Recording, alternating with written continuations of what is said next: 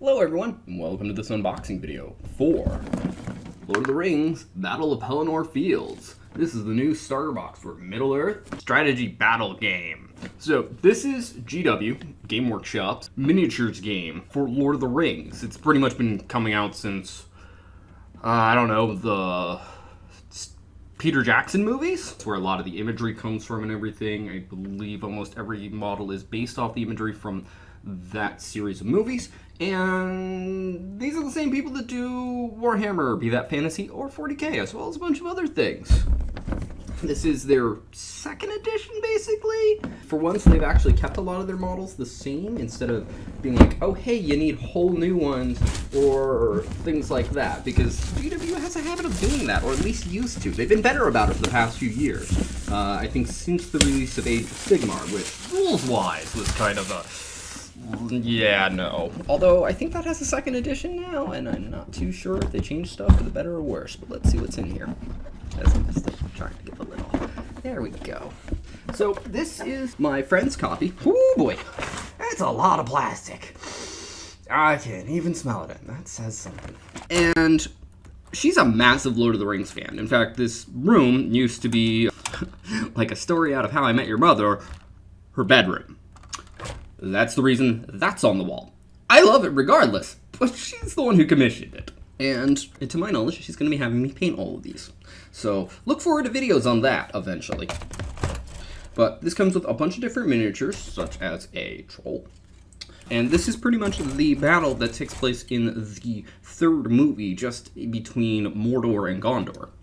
I don't know if it's supposed to be representing of the fact that it's all sorts of different kind of things across it, and so, but it is multiple different things. The exact contents are listed on the box with the number of miniatures, and I should probably read that off once I have all these miniatures out of here. I'm just showing them off a little bit right now,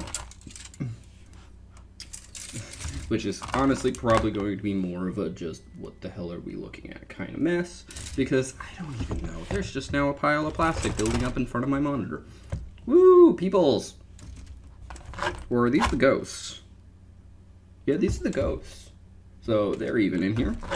I know that there's a ring wraith with its whatever dragon-like mount that it has.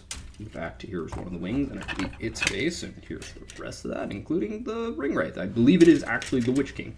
Always wanted to learn how to make those garments. Some instruction assembly. Something Kingdom Death doesn't give ya. And then we get to the actual everything else. So we've got a couple of the bases, including one big one. Most of the rest are small. Some dice, some red and green ones, just six-sided normal tipped dice. A sheet of counters that are different on each side. Then we have the Battle for Pelennor Fields scenario and profiles, because this is primarily a scenario game. I believe this edition makes it so that there is a actual battle game that you can make using the models, but GW's rulebooks usually have a lot of art in them and everything. So it's got 1, 2, 3, 4 scenarios, the basic rules for what comes in here, and there's more. We have 2 flimsy rulers that are transparent. One is green with more effigies or more images of Rohan, and the other one is red with more images of the Witch King and his mount, or its mount. No, it's a he. Then we have the clear stand, because that goes with said Witch King and mount because it's flying. And then lastly, we have the baseline rulebook, which this comes with. Yay! They've done that since, I think, 2nd edition, 40k, if not earlier, of their starter box. Comes with a lot of models that are relatively cheap for what you're paying for this, and the baseline rule book, instead of buying them separately, because their books are kind of costly. Not only are they decent quality, they are usually full color, or have been for a long time. Some of their codexes, which is usually their term for army books, and sometimes they call them army books now, aren't. But you can see, like, for example, in this case, they actually use the image of what is literally on the back of this box for an example of what you need to play. But again, uses a lot of imagery from the movies to fill stuff in because, hey, it's a lot easier than custom art. Oh, hello. This is an actual model, by the way. Smog. My local game store owner has this. For a frame of reference, there's Bilbo. This is huge. I wish I could have gotten one of these, but they're expensive as hell and we're a limited print run. But they have usually pages upon pages of fully painted models of the models available to the game, or in the case of some armies, specific armies. Now let's see here. The specific number of models in here was, oh boy, it's broken down. 4. There are 84 models in here, so all those sprues you saw me showing off, that was 84 different models. Woo! There's a lot in here.